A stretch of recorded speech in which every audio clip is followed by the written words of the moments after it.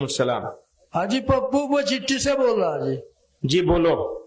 अगर मुस्लिम राजनीति से सांप्रदायिक ताकतें मजबूत होती है तो जहां ओवैसी साहब या कोई मुस्लिम पार्टी चुनाव नहीं लड़ती वहां बीजेपी क्यों जीत जाती है, क्या कारण है? अरे लिफाफों पे जिंदगी गुजारने वालों, शर्म से डूब मरो तुम। अस्सलाम वालेकुम दोस्तों, अगर आपने ये वीडियो देख लिया तो आपके जहन में जो आइंदा आने वाले सवाल होंगे उन सब का आपको जवाब मिल जाएगा। एक आदमी ने मौलाना महमूद मदनी साहब से सवाल किया कि आपने अवैसी साहब के बारे में क्या कहना है। आपने मौलाना महमूद मदनी साहब के अब से पहले बहुत से बयान सुने होंगे, उनमें उन्होंने सच भी बोला है और उन्होंने झूठ भी बोला है। जी हाँ, आप अगर इस बयान को सुन लेंगे तो इंशाअल्लाह आपके जहन में जो खदशात होंगे, आपके जहन में जो इश्कालात होंगे, वो सब दूर हो जाएंगे इस बयान को सुनने के बाद। जी हाँ, इन्होंने फरमाया है कि हम 3 करोड़ मुसलमानों को देखते हुए बात नहीं करते, बल्कि हम 14 करोड़ मुसलमानों को सामने रखते हुए फैसला करते हैं और जवाब देते हैं। हम किसी से दुश्मनी नहीं रखते, बल्कि हम उलमा इकराम इख्तिलाफ करते हैं, इख्तिलाफ का सब हक है। तो चलिए वीडियो स्टार्ट करते हैं, आपको खुद ब खुद समझ में आ जाएगा। पूरी वीडियो देखने के बाद वीडियो के अंदर आखिर तक बने रहिए और वीडियो को जितना हो सके अपने दोस्तों में शेयर। अस्सलाम वालेकुम। वालेकुम अस्सलाम। हाजी पप्पू वो चिट्ठी से बोल रहा जी। जी बोलो। अगर मुस्लिम राजनीति से सांप्रदायिक ताकतें मजबूत होती है तो जहां ओवैसी साहब या कोई मुस्लिम पार्टी चुनाव नहीं लड़ती वहां बीजेपी क्यों जीत जाती है, क्या कारण है? जी, असल में ये सवाल जो है वो थोड़ा टेढ़ा है और थोड़ा लंबा है। अब इसके ऊपर अगर मैं बात करूंगा तो लंबी बात होगी, नंबर 1। नंबर 2, आपने आदमी का नाम ले लिया। मेरी आदत है मैं आदमी का नाम लेता नहीं हूं। अब सवाल करने वाले नाम ले लेते हैं, मैं जवाब दूंगा तो कहेंगे जी ये तो उनके खिलाफ बोल रहे हैं। एक बात याद रखिए, खिलाफ में और इख्तलाफ में माशाल्लाह क्या खूब समझा रहे हैं। जो अक्लमंद आदमी होगा वो कुछ समझ लेगा। अच्छी बात नहीं है, मनफी बात है, नेगेटिव बात है। इख्तलाफ करना हक है हर इंसान का। हम लोग एक जमीयत के लोग बैठे हुए हैं यहाँ, हम आपस में भी इख्तलाफ कर सकते हैं और इस इख्तलाफ के नतीजे में कई मर्तबा अच्छी बातें निकल के आ सकती हैं। लेकिन अगर हम एक दूसरे की मुखालिफत करने लगेंगे तो अच्छी बात पीछे रह जाएगी, खराब बात आगे आ जाएगी। पहली बात तो ये समझ लीजिए, यानी इख्तलाफ जरूर होना चाहिए, मुखालिफत हरगिज नहीं होनी चाहिए। मैंने अपनी जिंदगी में किसी की मुखालिफत नहीं की, और अगर की हो और आप याद दिलाएं तो मैं उस मुखालिफत को वापस लेने के लिए तैयार हूं। इख्तलाफ बहुत लोगों से किया है, वो इख्तलाफ उसूलों पर होता है, उस पर मैं कोई समझौता करने के लिए तैयार नहीं, न किया है न करूंगा। एक उसूली बात है जिसको जमीयत उलमा ने ये समझा है और हमेशा जमीयत उलमा उस पर कायम है।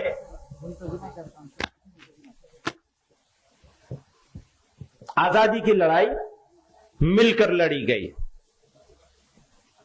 मुल्क को आजाद करने की लड़ाई मिलकर लड़ी गई, माशाल्लाह क्या बात। मुल्क को आबाद करने की लड़ाई भी मिलकर लड़ी जाएगी और लड़ी जानी चाहिए। कैसे, वो लगाओ जरा, मैं कुछ एक चीज दिखाऊंगा आपको। मैंने कुछ साल पहले इसको बनाया था, आज इत्तेफाक है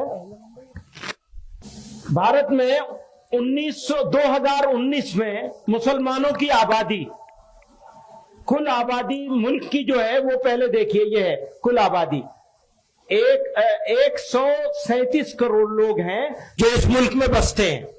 137, इसको मोटे तौर पर 140 करोड़ मान लें, क्योंकि आमतौर पर 140 करोड़ बोला जाता है। मुस्लिम आबादी इसमें से 19.5 करोड़ है। 140 करोड़ में से मुसलमान 19.5 करोड़ हैं। गैर मुस्लिम है 117 करोड़, है ना, 117 करोड़ और 50 लाख, है ना, 117.5 करोड़ है। वो दीजिए। तो गैर मुस्लिम इसमें से 117.5 करोड़ है। अब आप ये देखेंगे कि इसमें कितने लोग हैं जो हमारे दोस्त हैं, कितने हैं जो हमारे दुश्मन हैं, मुखालिफ हैं।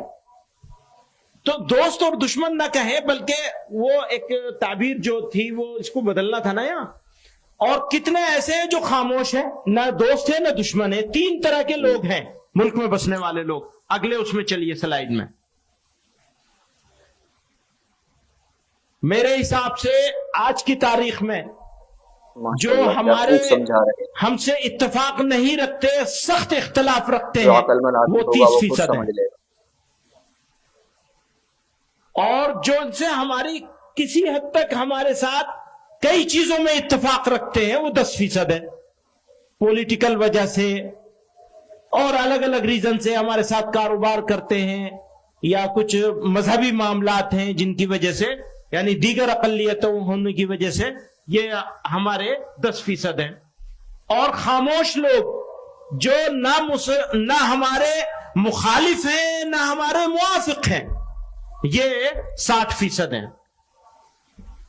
आप इसको समझ गए? दोबारा से कहूं, हमारे सख्त मुखालिफ। आजकल आप सोशल मीडिया पे बहुत सारी चीजें देखते हैं, बहुत तरह तरह की बातें लोग बोल रहे हैं, या मेन स्ट्रीम मीडिया में भी, या खुद मीडिया का भी टोटल रवैया अगर आप देखेंगे तो वो ऐसा ही है। उसकी तादाद मेरे नजदीक 30% है। आप इससे इत्तेफाक करते हैं? हाथ उठा के बताइए। इत्तेफाक करते हैं कि 30% लोग बिगड़ गए, ज्यादा से ज्यादा। मेरे नजदीक ये कम है, लेकिन ये बहस में न पड़े इस वजह से मैं इसको 30% मान रहा हूं। और जो हमारे साथ ताल्लुक रखते हैं किसी वजह से भी, ये ज्यादा से ज्यादा कम से कम 10% है। मेरे नजदीक इससे ज्यादा है, लेकिन मैंने कम से कम किया है। और तीसरे वो हैं जो खामोश हैं और मेजोरिटी है उनकी, अक्सरियत है उनकी, यानी 60% है वो। अगली स्लाइड जाओ। 1 मिनट यहां रुक जाओ। माशाल्लाह, क्या बात। आपने देखा यहां ये 17 करोड़ 22 लाख मुसलमान हैं। थोड़ा बारीक सी बात है, इसको जरा तवज्जो चाहूंगा आप लोगों को। मुसलमान जहां मुसलमानों की आबादी की अक्सरियत है, वहां कितने करोड़ मुसलमान रहते हैं? जैसे देवबंद है, जैसे धुबरी है, जैसे अररिया और पूर्णिया है, जैसे कश्मीर है, जैसे मुजफ्फरनगर का कोई इलाका होगा, कोई गांव होगा, कोई तहसील होगी, जैसे दिल्ली का ओखला है, जैसे दिल्ली की जामा मस्जिद का इलाका है। ये सारे इलाकों के मुसलमानों की तादाद को अगर हम टोटल करते हैं तो 3 करोड़ 40 लाख।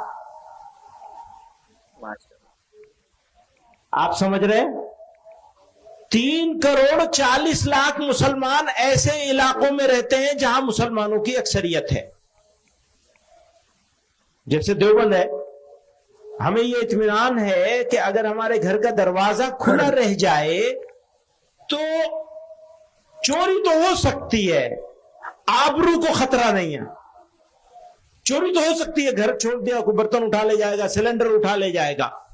ऐसे इलाके गांव के लिहाज से, शहर और कस्बों के लिहाज से, तहसीलों के लिहाज से, जिले के लिहाज से, उन सारे जगहों के मुसलमानों की जब तादाद हमने इकट्ठी की तो वो 3 करोड़ 40 लाख। और गैर मुस्लिम मेजोरिटी इलाकों में रहने वाले मुसलमान 14 करोड़ 20 लाख। आप समझ रहे हैं? मुसलमान इंडिया में दो हालत में है। एक हालत उसकी ये है कि वो गैर मुस्लिम इलाकों में रहता है, यानी मुल्की सतह पर हम अकलियत में हैं, मकामी सतह पर कहीं हम अकलियत में हैं, कहीं अक्सरियत में हैं। जहां हम अक्सरियत में हैं वहां हमारी तादाद 3 करोड़ 40 लाख है, और जहां हम मकामी तौर पर भी अकलियत में हैं, हमारा एक गांव है, हम उस गांव में रहते हैं, वहां हमारे 20 घर हैं, 40 घर हैं, और गैर मुस्लिमों के 200 घर हैं। ऐसे मुसलमान पूरे मुल्क में जब हम उनकी तादाद देखते हैं तो 14 करोड़ 20 लाख है। एक तरफ 3 करोड़ 40 लाख, दूसरी तरफ 14 करोड़ 20 लाख। अगर ईमानदार हैं हम तो हम पॉलिसी बनाएंगे किसके लिहाज से? 14 करोड़ 20 लाख के लिहाज से, जिसकी इज्जत भी खतरे में है, जिसकी मस्जिदें भी खतरे में है, जिसकी हर चीज हर मामला गैर मुस्लिमों के साथ वाबस्ता है। उसको छोड़कर मैं 3 करोड़ 40 लाख की बात करूंगा तो बेईमान होऊंगा या ईमानदार होऊंगा? पिछले 75 सालों में आपकी जमीयत उलमा ने ये 3 करोड़ 40 लाख लोगों की बात नहीं करी, 14 करोड़ 20 लाख लोगों की बात करिए। समझ रहे हैं आप मेरी बात? कुछ लोगों की समझ में नहीं आएगी, अकल पे पर्दा पड़ा हुआ है। बात सुनो, क्यों पड़ा हुआ है वो भी बता दूं मैं। क्या बात? वो पड़ा हुआ इसलिए है कि ये जो 3 करोड़ 40 लाख जहां रहते हैं वही तो हमारा दारुल उलूम है। जब जमीयत उलमा को इजलास करना है, सरों की गिनती दिखानी है, तो मदद कहां से लेंगे? 3 करोड़ 40 लाख से मदद लेंगे। चंदा कहां से मिलेगा? 3 करोड़ 40 लाख से। आबादी कहां है? घनी आबादी है, जहां वहीं तो इजलास होगा। जहां मुसलमान थोड़े से हैं वहां क्या इजलास होगा? कहां होगा? कहां होगा? चंदा कहां से मिलेगा? मदरसा कहां बनेगा? स्कूल कॉलेज कहां बनेगा? अभी वो सवाल कर रहा था दोस्त मेरा, क्या सवाल कर रहा था? कॉलेज बनाने की बात करो। कॉलेज कहां बनेगा? यहां बनेगा, यहां। बड़ा मदरसा कहां बनेगा? यहां। मकतब कहां बनेगा? यहां। यहां आप बचा सकते हैं मुसलमान को मकतब ही बनाकर, कॉलेज बना के नहीं कॉलेज बना ही नहीं सकते। वहां कॉलेज कैसे बनाएंगे 14 करोड़ 20 लाख में? मेरी जिम्मेदारी क्या है? आपकी जिम्मेदारी क्या है? सुनो, पार्लियामेंट का मेंबर बनना है तो इनको राजी करना पड़ेगा, इनकी बात करनी पड़ेगी। इनका लबो लहजा क्या है? क्यों? मैं देवबंद में रहता हूं तो मेरे सामने मसला ही नहीं है इज्जत आबरू का, जान माल का, किसी चीज का कोई मसला नहीं है। मैं जो चाहूं बोल लूं, ईंट का जवाब पत्थर से दे लूं। लेकिन अगर मैं यहां रहता हूं या यहां वालों की फिक्र करता हूं तो मैं कैसे बोलूंगा? बताइए, कैसे बोलना होगा? उसी लहजे में बात करनी होगी। अगर उस लहजे में बात करूंगा तो उस गांव के गरीब मुसलमान का क्या होगा जो 14 करोड़ 20 लाख गैर मुस्लिमों के बीच में रह रहा है? आदमी होगा वो कुछ किसकी बात करवाना चाहते हैं? बदल दूंगा मैं अपना लहजा। और सुनिए, गुलाम नहीं है आपके, आपसे बात नहीं कर रहा हूं, भाई लोगों से बात कर रहा हूं। गुलाम नहीं है आपके, गुलाम है अल्लाह के, मोहम्मद रसूलुल्लाह के सल्लल्लाहु अलैहि वसल्लम। उनके गुलाम है, और जब उनकी गुलामी करेंगे, इसे बदलो, उनकी गुलामी करेंगे तो याद रखो, उनकी प्रॉब्लम्स और इनके बारे में सोचे बगैर कोई एक लफ्ज ज़बान से नहीं निकाल सकते। दोस्तों, समझ रहे हो मेरी बात? अगले उसमें चलो, नेक्स्ट।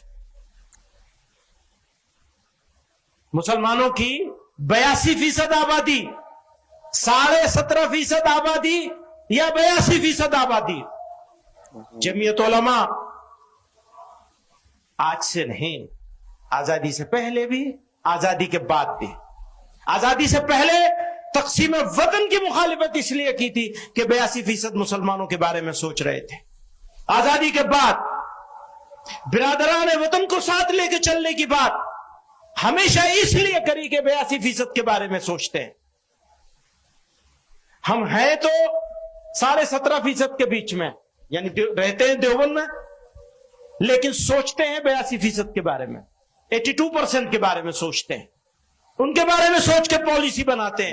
हम अगर कश्मीर की बात करते हैं, याद रखना, अगर हम कश्मीर की बात करते हैं तो आपके लिए नहीं बात करते हैं, कश्मीर के लिए बात नहीं करते सिर्फ, बल्कि भारत के इन 17.5 करोड़ मुसलमानों के लिए बात करते हैं। 14.5 करोड़, 14 करोड़ 20 लाख के लिए बात करते हैं। आगे चलिए, नेक्स्ट। गैर मुस्लिम अक्सरियती इलाकों में रहने वाले मुसलमानों की प्रॉब्लम्स, सिचुएशन और इश्यूज बिल्कुल अलग हैं। गैर मुस्लिमों के इलाके में रहने वाले मुसलमानों की प्रॉब्लम्स, सिचुएशन और इश्यूज बिल्कुल अलग हैं, और मुस्लिम अक्सरियती इलाकों में रहने वाले मुसलमानों की प्रॉब्लम्स, इश्यूज बिल्कुल अलग हैं। आप समझ रहे हैं मेरी बात? ये बात मैंने कह दी यहां तक। आप हजरात में से किसी समझदार आदमी के जहन में इस बारे में सवाल हो तो अपना नाम लिख के भेज दे, मैं उस सवाल का जवाब भी दूंगा अगर कोई सवाल आएगा। नेक्स्ट। मुस्लिम अक्सरियती इलाकों के मुसलमानों के सामने अपना ईमान, अपनी पहचान, इज्जत और आबरू बचाने का इशू नहीं है भाई। देवबंद वाले मुसलमानों के सामने ये इशू नहीं है, जबकि गैर मुस्लिम अक्सरियती इलाकों में रहने वाले मुसलमानों के सामने सबसे बड़ा इशू अपना ईमान, पहचान, इज्जत, आबरू और मसाजिद बचाने का है। कौन सी चीज बचाओगे? अपनी नाक बचाओगे या अपने भाइयों का ईमान और इज्जत और आबरू बचाओगे? फैसला आपको करना है। जमीयत उलमा तो इस फैसले पर है।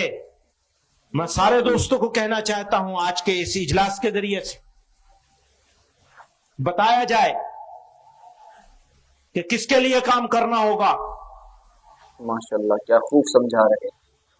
उस इलाके के मुसलमानों के लिए काम करना होगा जो मुस्लिम अक्सरियती इलाकों में रहता है, या उस इलाके के मुसलमानों के लिए, उस मुसलमान के लिए काम करना होगा जो गैर मुस्लिम अक्सरियती यानी गैर मुस्लिम, नॉन मुस्लिम मेजोरिटी एरिया में रहने वाले मुसलमान और मुस्लिम मेजोरिटी में रहने वाले मुसलमान, दोनों के सोचने का अंदाज भी अलग है, एटीट्यूड भी अलग है, रवैया भी अलग है, सोच भी अलग है, पॉलिटिक्स भी अलग है। नेक्स्ट। मुसलमानों की leadership, political leadership, religious leadership, social leadership, मुस्लिम इंस्टीट्यूशंस, एजुकेशनल इंस्टीट्यूशंस, चाहे रिलीजियस हो और चाहे असरी तालीम का, जनरल एजुकेशन के हो, फॉर्मल एजुकेशन के हो, सब मुस्लिम मेजोरिटी एरिया से डेवलप होते हैं, वही बनते हैं। कोई बड़ा मदरसा किसी गैर मुस्लिम मोहल्ले में तो जाके बनेगा नहीं। तो मदरसों के लोग भी, कॉलेजों के लोग भी, कारोबार करने वाले भी, बिजनेस करने वाले भी, मुसलमान यूथ जो एनर्जेटिक यूथ है वो भी मुस्लिम मेजोरिटी एरिया में रहता है, लेकिन सोचता नहीं है। वही सोचता है कि मेजोरिटेरियन सोच, अक्सरियती अंदाज सीना चौड़ा करके चलता है। माशाल्लाह, उसे ये नहीं मालूम कि तुम्हारे भाई किस हाल में है और उनके ऊपर इसका इंपैक्ट क्या होगा तुम्हारे सीना चौड़ा करके चलने का। पैगंबर अलैहिस्सलाम ने तो तवाज़ो के साथ चलने का हुक्म फरमाया, तवाज़ो इख्तियार करने का हुक्म फरमाया। اپنے بھائیوں کی فکر کرنے کا حکم فرمایا ہے. کون ہے وہ جو میں تو کہتا ہوں ایک مسلمان کی آبرو بچانے کے لیے ہزاروں لوگوں کو قربان کیا جا سکتا ہے. ایک مسلمان کی عزت اور آبرو بچانے کے سارا کام کیا جا سکتا ہے. یہاں تو 14 کروڑ 20 لاکھ کا سوال ہے. اگلی سلائیڈ میں آئیے. اب ہو کیا رہا ہے؟ آزادی کے بعد سے اب تک ایسے لوگوں کو پسند کیا جاتا ہے جو بڑی بھڑکاؤ، بڑی زوردار، ہاں صاحب یہ ہے قائد. بھائی بولنے والے اور کرنے والے کا فرق تو سمجھ لو. کرنے والا بولتا نہیں ہے، بولے گا تو کر نہیں پائے گا، اور نہیں کرنے والے کو بولنے کا آسان طریقہ ہے. یہ تھوڑا الزامی جواب ہے. میں الزامی جواب دیتا نہیں، لیکن یہاں بنتا ہے یہ، کیونکہ بھڑکاؤ بات کرتے ہیں، ایموشنل بات، پوری قوم کو ایموشنل بلیک میل کر کے